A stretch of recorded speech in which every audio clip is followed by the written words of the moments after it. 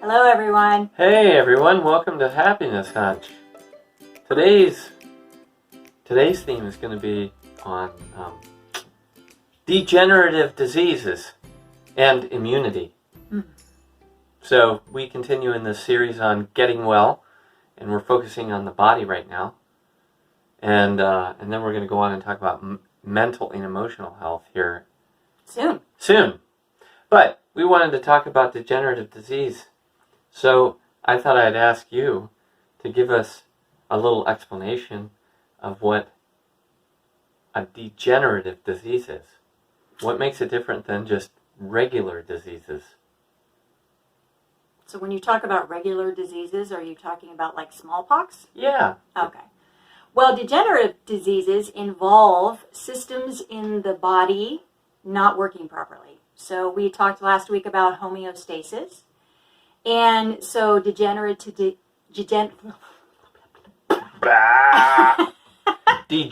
diseases involve, it's just what it says, right? There's degeneration going on in these one or more of these bodily systems, and almost always involves the immune system as a place to start, and then we affect other organ systems from there. So, it could be the endocrine system, could be the digestive system is another very common one. Pulmonary system. Yes. So all of these need to be functioning well, and a lot of it starts, in our immune system. So degenerative disease is exactly as the term states. Yeah. Yeah. So, but here's what I want to say is that degenerative diseases, most people's attitude, and even to some extent the medical establishment, has an attitude that says degenerative diseases are caused by one of two things: just getting old, or genetics. Mm-hmm. Mm-hmm. And the problem is that if we look at Weston A Price's research, that actually isn't true. It isn't that you aren't going to suffer some degeneration as you get older. Of course you are. Right. And your systems are going to wear out, and you are eventually going to die of old age. Right. Okay? Mm-hmm. We're not denying that. But a lot of the quote-unquote diseases that people today are having, they're having it younger and younger ages. Right. And they're having it at younger and younger ages. They're developing problems or issues because, primarily, they're not eating right. So talk about the relationship between food and internal degeneration a little bit. Well, gosh, there's a lot of things you could say there, but I think we have three major categories that are attacking our organ systems. So right now we're talking a lot about viruses, and we're trying to kind of run from the microbial world when actually we contain a tremendous amount, billions of cells in our microbial world personally. So, but what is really attacking us from the outside? I want to posit that we're talking about processed grains. And so I'm talking about white flour. It's bleached. It's bromated. There's a lot of issues with white flour. And then we have processed oils. So I'm talking about vegetable oils. If you look into the techniques and the process in which a vegetable oil ends up in the bottle, you're talking about very high processing and the use of hexane and lots of chemicals to get it to that state to be able to be, shelf stable for a long time. These oils are typically stable. Shelf. Did I say something different than that? Well, no, but it sounded like shell stable. Oh, like, shelf. What's okay. Shelf? Yeah, so shelf stable for a long period of time. They're deodorized. There's a lot of issues, but people don't detect this stuff because they don't look very deeply into it. And then the third component that's really attacking us is all the sugar that's in our environment. So I'm talking about the white processed sugar that comes from the sugar cane. You're not going to get a degenerative disease from eating sugar cane, but eating a lot of white processed sugar, yeah, that's going to be an attack. That's a literal attack on our immune system and on our bodily function, especially in terms of insulin resistance. So those three things, to me, are the thing that we're really fighting here. Wow, that's pretty radical. Yeah. Yeah, but it's So what? So like that for a lot of people that's kind of counterintuitive. Like how does so explain how it is that degeneration? I mean, what I hear you saying is that these are degenerated foods, right. and degenerated foods Or denatured. are Right. denatured foods. Yeah, that's a better term. Leads to degeneration, and the reason for that, it seems, is that some of the things that you mentioned are really hard on our system. So the processed flours and the processed sugars, and also the chemical sugars like High fructose corn syrup. yeah, the highly processed. I mean, their table sugar is actually the least offensive of all of the processed sugars that we get, because as you go to fructose and then high fructose corn syrup, you're getting levels of concentration that your body never actually consumes when it eats natural food. So I remember once someone's explaining to me, like, just orange juice, which I used to drink a lot of as a child. And think it's a health food. Yeah. Remember I said I used to tilt back Yeah. like a whole pitcher of that after school. Woo! And a friend of mine explained to me, who's a doctor, once explained to me, well, the problem with that, Michael, is that when you drink a glass of orange juice, it's like eating, or a whole quart of orange juice, it's like eating 20 or 30 oranges, which you would never do. Yeah. So you'd never get that much sugar in your system at one time. So what happens is you make your system work hard to process and deal with all that, and it wears out faster. Yeah. That's basically what happened. And it doesn't get regenerated by that food.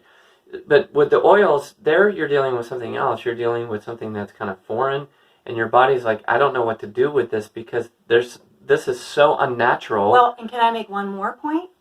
The other point is how much nutrition is in vegetable oil?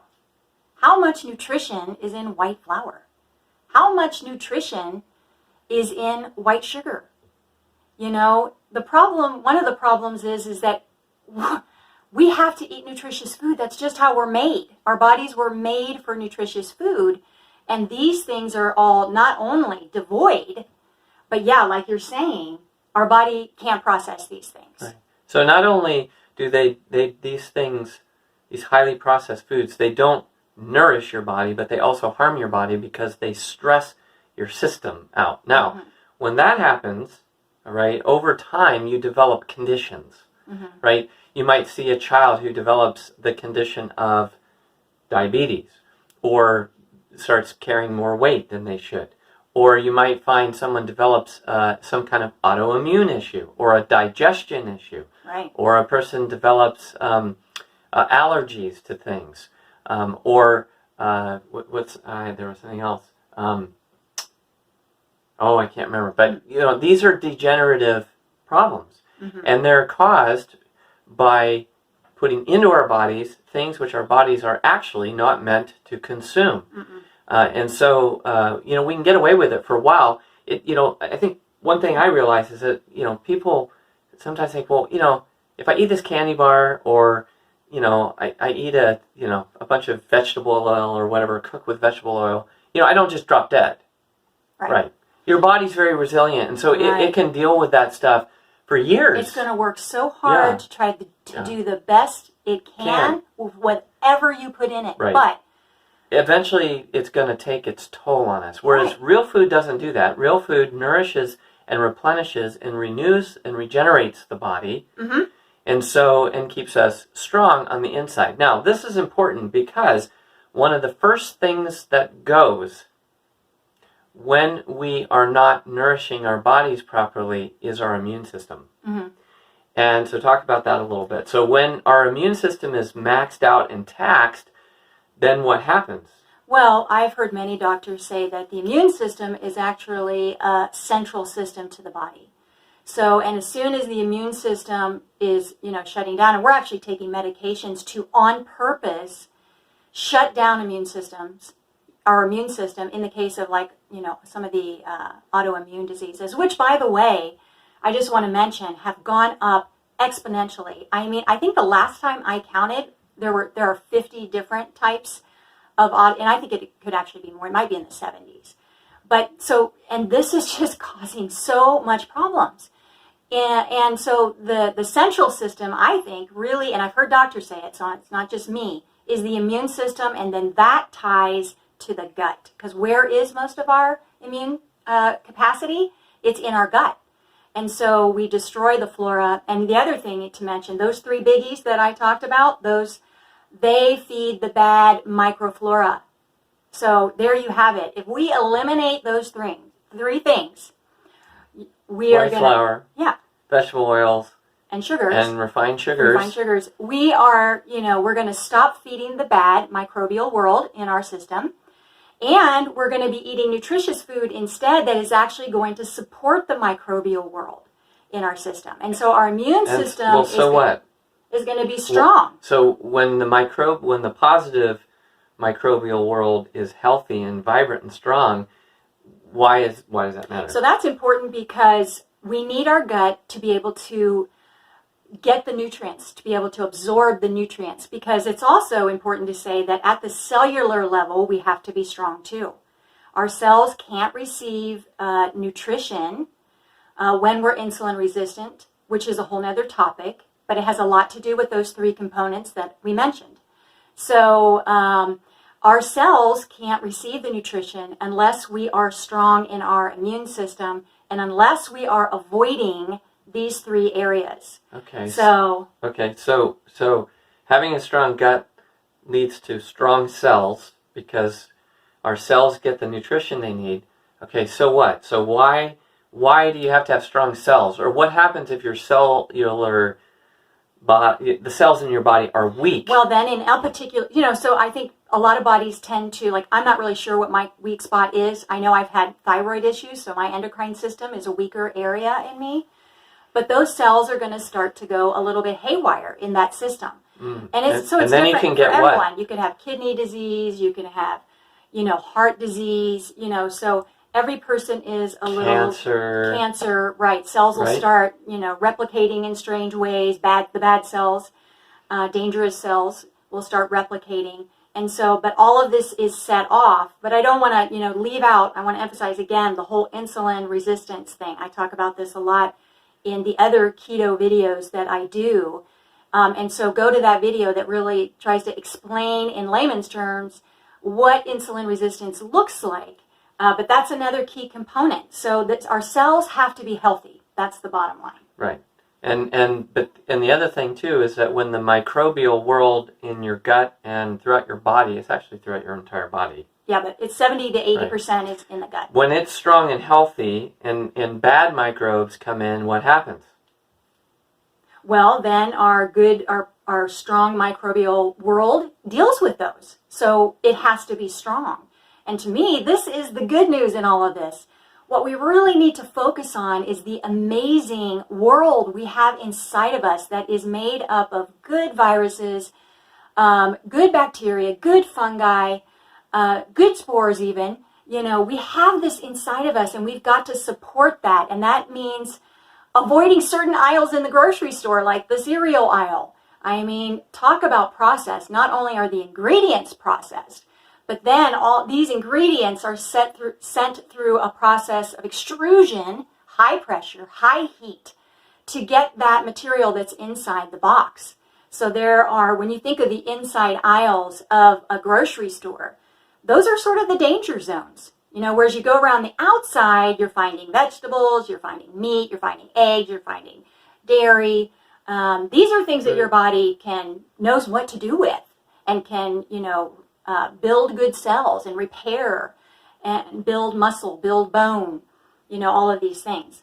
Yeah. The other thing I would say too, because make a historical point.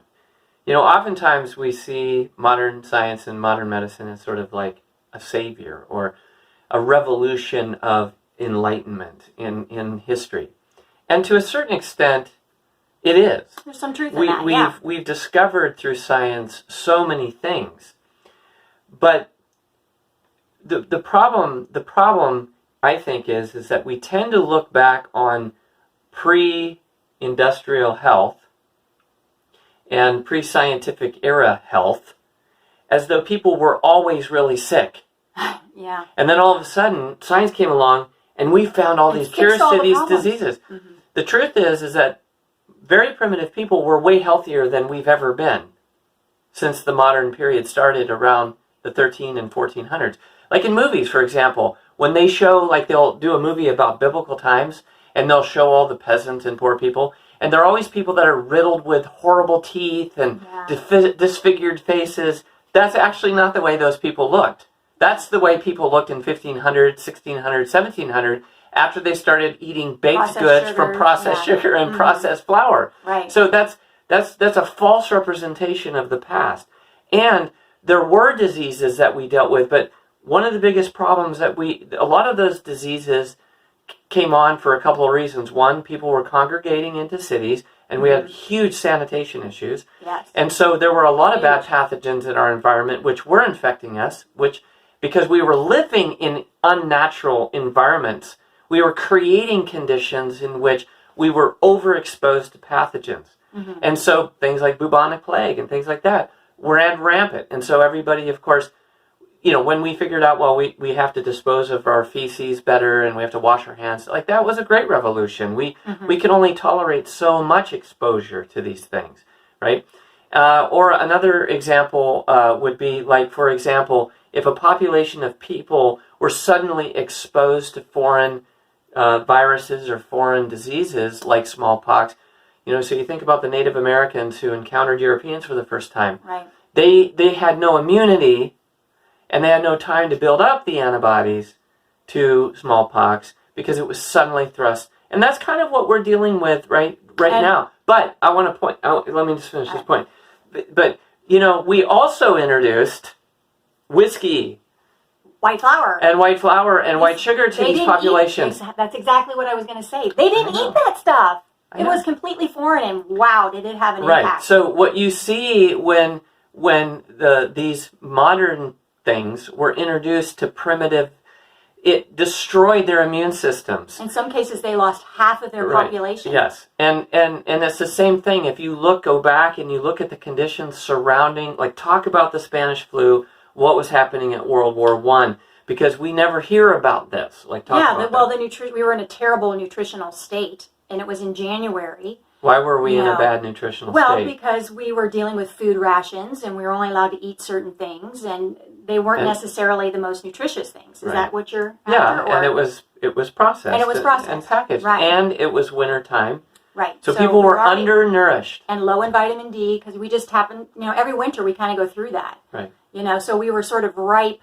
And not only that, it was so stressful. War is extremely stressful. So we had all this stuff that was kind of playing into that pandemic. Right. So, but what happens is the story that we tell is always the story of, well, it was just this nasty virus. Yeah. And it was nothing else. No context. Yeah, there was no context for it. And so this is what's happening with coronavirus right now. Coronavirus is a very pernicious and aggressive virus. It's a pathogen that we don't want. But the only way we're going to ultimately defeat it is by building up immunity and antibodies to it. Right. Now, maybe a vaccine will help that. Maybe it won't. Some vaccines actually don't work very well. I hate to break it to you, but the flu vaccine has been moderately successful in diverting people from getting sick with the flu. Just go read the data on it. But the bottom line is that what's happening in all the studies that are out there, all the research that's really being done, if you read it, okay, is saying that those people that are getting really sick and dying are immunocompromised people. Right. That is, they're people that have degenerative diseases whose immune system is very weak and they have no resistance and no resilience to this. Now, and that's why you see young people getting it.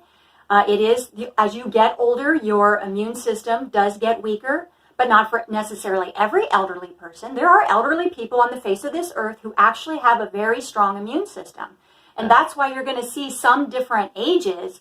The common denominator is the lack of immune stability within a body's system to be able to handle this, Yeah. So that's why it's like right now, under the current circumstances, we need to practice social distancing. We are putting on masks. We're doing these things. We're doing the things. But we're not addressing the underlying problem, which is, as a world population, because of the way in which we have created our food and the way we're consuming right now, we are very susceptible and very weak to these new viruses. Yeah. And so we're kind of in the same position that the Native Americans were to some extent. Well, that is after they started consuming the processed Western European diet.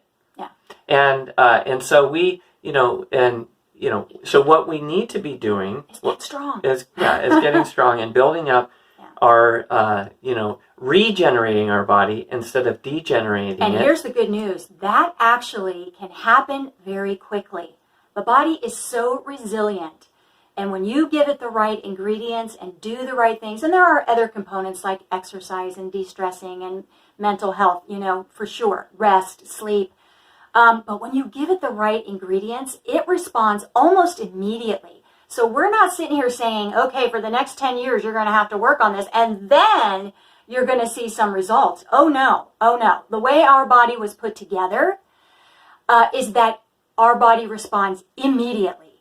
So guaranteed, if you started even right now eating from that outer circle in the grocery store, going to farmers markets and leaning into people, getting closer to your food sources. Cooking your own food. Yeah, get out of the boxes and cans. And get into your kitchen. Right.